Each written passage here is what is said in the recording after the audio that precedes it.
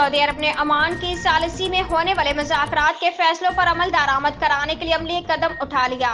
سعودی کی دعوت پر جنگ بندی مذاکرات کے لیے یمنی جوسیوں کا وقت صنعا سے ریاض کے لیے روانہ ہو گیا۔ غیر ملکی خبر رساں ادارے کی رپورٹ کے مطابق سعودی یمن تنازع کا تمام یمنیوں کے لیے قابل قبول مستقل حل تلاش کرنے اور عارضی جنگ بندی کو حتمی انجام تک پہنچانے کے لیے حوثی وفد کو مذاکرات کے لیے دعوت دی تھی۔ تاجر رہنماؤں نے کہا ہے کہ ظالمانہ بلوں میں نیفرا کی الیکٹرک کی سہولت کاری بند کرے۔ تاجر دیوالیوں اور عوام خودکشیوں پر مجبور ہو گئے ہیں۔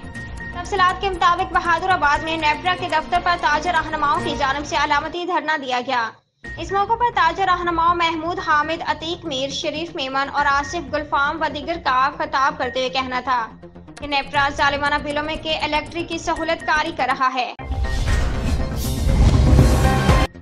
اسلام آباد نگران وزیر اعظم انوار الحق کاکڑ کا کہنا ہے کہ عام انتخابات کب ہوں گے اس کا جواب ہمارے پاس نہیں ہے۔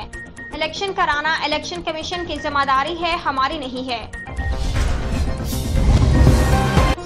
کابل افغانستان نے اپنی سرزمین پاکستان کے خلاف استعمال نہ ہونے کی یقین دہانی کرا دی، جس کے بعد تورکھم بارڈر آج کھولے جانے کا امکان ہے۔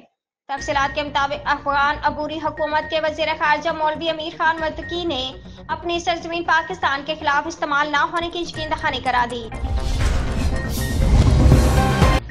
اسلام آباد انسداد دہشت گردی عدالت نے جوڈیشل کمپلیکس حملہ کیس میں سابق وزیر اعلیٰ پنجاب چودھری پرویز الہی کے منظور کرتے ہوئے رہا کرنے کا حکم دے دیا۔ تفصیلات کے مطابق اسلام آباد کی انسداد دہشت گردی عدالت میں جوڈیشل کمپلیکس حملہ کیس میں سابق وزیر اعلیٰ پنجاب پرویز الہی کی درخواست ضمانت پر سماعت ہوئی۔